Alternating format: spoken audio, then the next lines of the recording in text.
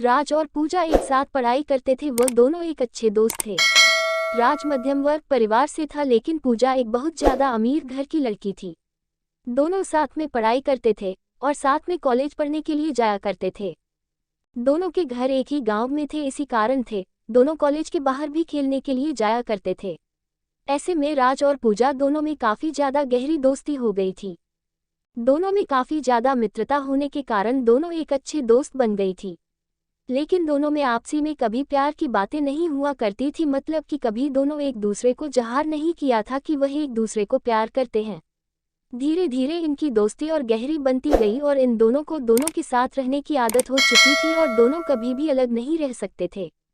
धीरे धीरे राज को पूजा से बेइंतहा प्यार हो गया था, लेकिन पूजा को इस बारे में नहीं पता दे।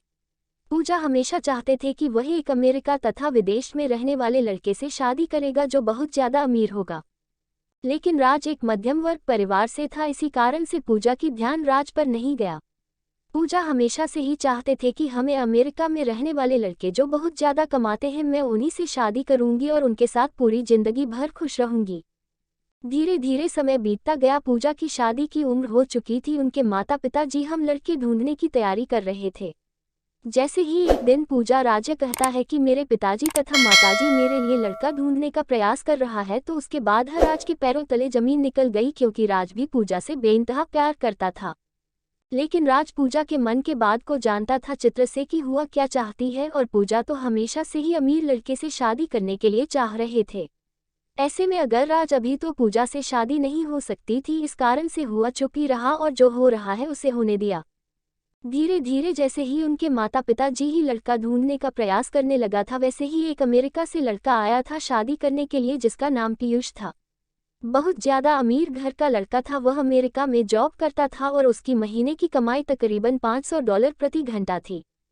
जैसे जैसे शादी के बाद भी चलता गया, वैसे वैसे राज की जिंदगी खराब होने लगी थी। वह अपने आप में किसी भी चीज़ पर ध्यान नहीं देता था, साथ ही पढ़ाई लिखाई पर भी ध्यान नहीं दिया करता था। राज को पूजा के जाने का गम सताने लगा और वह चाहकर भी इस बात को नहीं बोल सकता था कि राज पूजा से शादी करेगा, क्योंकि राज के पास से अपनी हैसियत नहीं थी जितनी हैसियत के लड़के के बारे में पूछा आपसे सोचा करते थे और रात को भी बताया करते थे युवा कितनी हमें लड़के से शादी करेंगे। धीरे बात फाइनल होने लगी थी शादी की। पूजा और राज के बारे में काफ़ी लोगों की बहुत ज़्यादा पता था कि ये दोनों हमेशा साथ में रहते, हो सकता है दोनों की शादी एक साथ हो। उसके बाद एक दिन पूजा राज कहती है कि मेरी तो शादी होने वाली है, क्या तुम अपनी शादी नहीं करोगे? पूजा कहता है कि मेरा अभी शादी करने का मन नहीं है, पहले तुम कर लो, उसके बाद मेरा मन होगा तो मैं बाद में शादी कर लूँगा। वह दिन दूर नहीं था जब पूजा की शादी नज़दीक आ रही थी। जैसे जैसे पूजा की शादी नहीं दिखा रही थी, वैसे वैसे राज का जीना मुश्किल होने लगा था। वह अपनी लव स्टोरी इन हिंदी के बारे में किसी से कुछ नहीं कहता था और लोगों को भी ये पता नहीं, कुछ भी नहीं चल रहा था कि राज पूजा से प्यार करता है। जैसे जैसे पूजा की शादी नज़दीक आ रही थी, वैसे वैसे राज की जिंदगी में बेचाही नहीं हो बेदर्द जिंदगी शुरू होने वाली है हो रही थी। जैसा कि आप सभी लोग रुलाने वाली लव स्टोरी को बहुत ज़्यादा पसंद करते हैं, ठीक है, इस कहानी में भी है। इस कहानी में राज जब एक दिन दिखता है कि पूजा के घर में बहुत सारे आदमी आए होंगे और उसके घर में पीयूष जिससे पूजा की शादी होने वाली थी वह भी आया हुआ था। जितना देखते हैं राज सब कुछ समझ गया कि पूजा की शादी फिक्स होने वाली है और राज मन ही मन अपनी औकात पर पछतावा कर रहा था कि अगर मेरे भी औकात होती है ज़्यादा पैसों की, ज़्यादा अमेरिकी, तुम्हें भी पूजा जैसा नहीं कर सकता था। जैसे ही पूजा की शादी फिक्स हो गई थी, उस दिन रात में राज रात भर नहीं सोया था। वह रात भर अपने बिस्तर में रो रो कर अपने प्यार को याद कर रहा था। राज सोच रहा था कि मैंने प्यार में किया तो ऐसा प्यार किया कि नहीं उसे बता सकता हूँ और ना ही उससे शादी कर सकता हूँ। इसके बाद राज फिर सुबह उठकर है और पूजा के घर चला जाता है, क्योंकि पूजा में उसके घर आई थी राज को बुलाने के लिए। दोनों की शादी में महज कुछ ही दिन बाकी थे। पूजा अपनी शादी को लेकर बहुत ज़्यादा खुशी में थी। इधर आज अपनी जिंदगी को लेकर लेने सपने दादा रात भर रोया करता था अपनी सैड लव स्टोरी को लेकर। दोस्तों, हमेशा से ही प्रेमी प्रेमिका के बीच में यही सब होता आया है। जब भी कोई किसी से सच्चा प्यार करता है वह उसे बहुत ही मुश्किल से मिलता है और सच्चा प्यार की कहानी बहुत जल्दी अंत हो जाती है। अब तो पूजा की शादी होने ही वाली थी। राजेश की तैयारियों में बिजी था। पूजा राज को अपने साथ कभी मार्केट लेकर जाती है तो कभी कपड़े खरीदने के लिए, कभी दर्जी के यहाँ। राज बेचारा पूजा की शादी को लेकर बहुत ज्यादा तैयारियां कर रहा था। साथ ही है राज को मन ही मन बहुत ज्यादा उदास भी रह रहा था कि उसकी जिंदगी में से पूजा जाने वाली है। लेकिन फिर भी वह किसी से कुछ भी नहीं कह रहा था और अपना काम सही और सही समय पर कर रहा था। अब तो वह दिन भी आ गया जो पूजा की सगाई हो रही थी। फिर भी उसके एक ही दिन बाद पूजा की शादी थी। सभी मेहमान लोग आ चुके थे। राज मेहमान की खातिरदारी कर रहा था तथा अब तो बाराती भी आने वाले थे पूजा की, और वह बाराते की खातिरदारी अथवा सम्मान करने के लिए तत्पर खड़े थे। आपको बता देगी, दिल में इतनी ज्यादा दर्द होने की वजह से अपनी प्यार की कहानी किसी को बताए बिना एक बार चुपचाप सब कुछ जान कह रहा था। अब तो पूजा की शादी हो गई थी। पीयूष बस के साथ घूमने फिरने के लिए तथा हनीमून मनाने के लिए कहीं दूर जाने वाला था। राज मन ही मन उदास हो रहा था। उन्होंने पूजा को लेकर खो गई चिंता ही छोड़ देते, क्योंकि अब तो पूजा की शादी भी हो गई थी। अब तो कुछ नहीं होने वाला था। पीयूष और पूजा दोनों साथ में घूमने के लिए चले जाते हैं। दोनों साथ में जब घूमने जाते हैं, एक मॉल में शॉपिंग करने के लिए जाती है पूजा और पीयूष दोनों। जैसे ही मॉल में शॉपिंग करने के लिए अंदर जाती है तो पीयूष को किसी प्रकार का काम लग जाता है। वह कहता है कि तुम गाड़ी लेकर अपने घर चले जाओ, मैं काम कर कर घर वापस आ जाऊंगा। जैसे ही गाड़ी लेकर पूजा घर आ रही थी तो गाड़ी में ही फिर उसका मोबाइल छोड़ गया था। उसके मोबाइल में एक लड़की का फोन आ रहा था जिसका फोटो भी उसके कॉलर आईडी पर लगा हुआ था। वह लड़की तो नहीं ज्यादा सेक्सी थी, नग्न अवस्था में फोटो लगा हुआ था। ये देखकर पूजा को गुस्सा आ गया और उन्होंने सोचा कि यह कौन लड़की है जो मेरे पति को फोन करती है।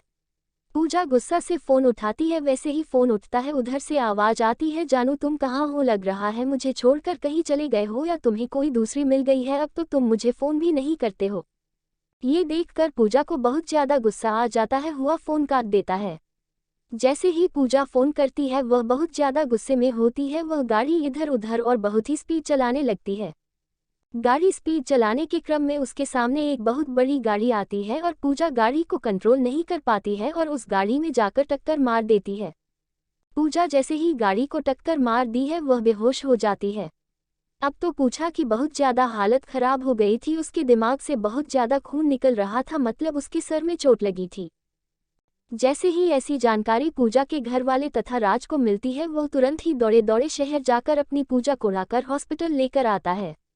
हॉस्पिटल ले जाने के क्रम में पूजा की हालत बहुत ज्यादा खराब हो जाती है, जिस कारण से उसे बहुत ज्यादा मात्रा में उसके सर से खून भी निकल रहा था। ये देखकर राज को बहुत ज्यादा फिक्र होने लगी थी, लेकिन फिर भी वह पूजा को संभाल कर हॉस्पिटल लेकर गया। हॉस्पिटल लेकर जाने के बाद डॉक्टर ने चेक करता है और कहता है कि इसके दिमाग में चोट आई है। पूजा की दिमागी हालत सही नहीं है। हो भी सकता है ये पूजा को अब कुछ याद भी ना आए, और याद आने में कितना दिन लग जाए ये कह भी नहीं सकते हैं। उस समय तक अब तो पीयूष हॉस्पिटल आ चुका था। डॉक्टर की यह बातें सुनकर पीयूष कहता है कि अगर इसे याददाश्त नहीं आएगी तो मैं इससे नहीं रखूंगा। अगर इसकी स्वास्थ्य सही नहीं रहेगी तो यह मेरा कौन सा काम आएगी। इससे बेहतर होगा कि मैं कोई दूसरा शादी कर लूंगा। आप अपना बेटे को देख लीजिए। ये बात पीयूष कहता है पूजा के माता पिता से, लेकिन पूजा के माता पिता भी इन सभी बातों को नहीं बोलना चाहते थे, नहीं सुनना चाहते थे, क्योंकि उसके बेटे की तबीयत बहुत ज्यादा खराब थी। वह जल्द से जल्द चाहते थे कि उसकी बेटी पूजा पहले सही हो जाए, उसके बाद जो होगा देखा जाएगा। इतना कहते पीयूष कहाँ से चला जाता है और कहता है कि अगर इसकी तबीयत और इसकी दिमागी हालत पूरी तरह से सही हो जाए तो मुझे बता देना। और साथ में पीयूष ये भी कहता है कि अंग्रेज के दिमागी हालत सही नहीं हो रही होगी तो मुझे मत बताना, मैं दोबारा शादी कर लूंगा। ये सब सुनकर पूजा मन ही मन रो रही थी, लेकिन राज उसे दिलासा दिलाया था कि सब कुछ सही हो जाएगा, तुम बस सही हो जाओ। अब तो पूजा को छोड़कर पिक्स अभी चला गया था, लेकिन उसकी देखरेख करने के लिए राज वहां मौजूद था। एक दिन और रात एक करके पूजा को अपनी मेहनत से बहुत ज्यादा सेवा कर रहा था। और फिर इतना भी काम लगता, मेडिकल दवाई जाना लाना या कोई भी काम तो राज्य किया करना था। सुबह बहुत ज्यादा मात्रा में हानि की सामानदाता फल पूजा को लाकर दिया करता था, जिसके कारण सुलझा को इस पर ज्यादा प्यार आने लगा था। थोड़ा सा भी दूर नजर से होता था राज तो पूजा को तुरंत ही राज की चिंता होने लगती थी। लेकिन उसे घरवाले पूजा को कहते हैं कि अब तुम हमेशा राज राज क्यों करते रहती हो, राज तुम्हारा कौन लगता है। राज थोड़ा सा भी सोनी या कोई काम से अपने घर जाता था तो पूजा हमेशा राज को आवाज देने का प्रयास करता रहता था। पूजा को जब भी किसी चीज की जरूरत पड़ती थी तो वह हमेशा से ही राज से मांगा तो करती थी। एक दिन जब पूजा अपने माता पिता से कहती है कि राज कहाँ है, बोला हमें उससे बात करनी है। तो पूजा के माता पिता कहता है कि राज की शादी होने वाली है, राज भी अपनी लड़की देखने के लिए बाहर गया हुआ है। इतना सुनते ही पूजा के दिल में घबराहट होने लगती है और कहता है कि मेरा आज को लड़की की क्या जरूरत पड़ी है, आज तो बोल रहा था कि अभी वह शादी नहीं करेगा। फिर उसके माता पिता कहता है कि राज की भी शादी की उम्र हो गई है। उसके माता पिता बोल रही है कि शादी करने के लिए इसी कारण से राज अपनी लड़की देखने के लिए गांव से बाहर गया हुआ है। फिर वह कहती है कि मुझे उसे जरूरी काम है, उसे जल्दी बोला दो। राज के माता पिता तथा राज दोनों तैयार हो रहे थे लड़की देखने जाने के लिए, तभी पूजा के माता पिता को फोन करके कहता है कि राज कहाँ है। राज के पिताजी कहते हैं कि राज अभी तैयार हो रहा है, उसके बाद हम लोग लड़की देखने के लिए जाएंगे। फिर उसके बाद पूजा के पिताजी कहते हैं कि पूजा राज को खोज रही है, शायद उसे कोई जरूरी काम होगा, इसीलिए राज को थोड़ा सा समय निकालकर बोलना कि पूजा उससे मिलने के लिए चाह रही है और कुछ देर के लिए वह अस्पताल आ जाए, फिर उसके बाद यहाँ से लड़की देखने के लिए जा सकता है। फिर उसके बाद राजा अस्पताल आता है पूजा से मिलने के लिए। उसके बाद पूजा कहती है कि क्या तुम शादी करना चाहते हो मुझसे, क्योंकि पूजा एक दिन राज को अपने रूम में रोते हुए सुन लिया था और वही ये भी जान दे देगी राज मुझसे प्यार करता है। उसके बाद राज कहता है कि मैं तो हमेशा से ही तुमसे प्यार करता हूँ, करता था और करता रहूँगा। ऐसे में अगर तुम मुझसे प्यार करती हो तो मुझसे शादी कर सकती हो, वरना मैं अपनी लड़की देखने के लिए मेरे पास था पिता के साथ लड़की देखने जा रहा हूँ। उसके बाद पूजा राज का हाथ पकड़ लेती है और कहती है कि मैं तुम्हारे साथ जीना मरना चाहती हूँ। मैं भी तुमसे बहुत पहले से ही प्यार करती थी, लेकिन मैं अपने प्यार को समझ नहीं पा रही थी। मुझे तो इतना अमीर लड़का चाहिए तो शादी करने के लिए, लेकिन आप मेरा सोच बिल्कुल बदल चुका है। अब मैं तुमसे शादी करने के लिए तैयार हूँ। फिर कुछ दिन बाद पूजा पूरी तरह से ठीक हो जाती है और फिर अपने घर वापस चली जाती है। उसके बाद पूजा के पिताजी उसके माता पिता को बुलाता है और कहता है कि आपके बेटे ने कहा था कि वह पूजा से शादी नहीं करेगा, हम लोग आप सारा रिश्ता तोड़ने वाले हैं। उसके बाद पीयूष माफ़ी मांगता है और कहता है कि मैंने गलती से बोल दिया, तो मुझे लगा था कि अब पूजा सही नहीं होगी, लेकिन अब तो पूजा बिल्कुल सही हो गई है, मुझे ही पूजा को रखने में कोई आपत्ति नहीं है। लेकिन पीयूष की हकीकत जानने के बाद पूजा कहती है कि उसका चक्कर बाकी अन्य लड़कियों से भी चलता है, इस कारण से मैं फिर उसे शादी नहीं कर सकती हूँ। उसके बाद पीयूष बहुत ज़्यादा मिन्नतें करता है, लेकिन राज के माता पिता और पूजा के माता पिता नहीं मानते हैं। उसके बाद पूजा अपना रिश्ता सारा उसे तोड़ देती है और दोनों फैमिली के बीच पूरी रिश्ता खत्म हो जाता है। उसके बाद पूजा हो रहा है कि शादी बड़े ही धूमधाम से सभी के आज्ञा के अनुसार होती है। शादी के दिन पूजा और है राज बहुत ज़्यादा खुश थे। पूजा को क्या मालूम चल गया था कि पैसा कुछ भी नहीं होता है अगर जिंदगी में प्यार नहीं है तो, क्योंकि पैसा तो कमाया जा सकता है, लेकिन एक अच्छा इंसान जो प्यार करने वाला होता है वह कभी नहीं मिल सकता है। पूजा को यह अच्छी तरह से मालूम हो गया था कि जिसके पास ज़्यादा पैसा रहता है वह ज़्यादा ही लड़कियों के चक्कर में रहता है, और जो बाहर देश में रहता है वह तो बहुत ज़्यादा लड़कियों के चक्कर में रहता है। इसी कारण से वह अपने पड़ोस में रहने वाले राज से शादी करने का फैसला किया था। अब तो शादी करके दोनों अपनी अपनी ज़िंदगी बहुत अच्छा था, बहुत मस्ती के साथ गुजर रही थी। कहानी अच्छी लगी तो लाइक कीजिए और शेयर कीजिए और चैनल को सब्सक्राइब कीजिए।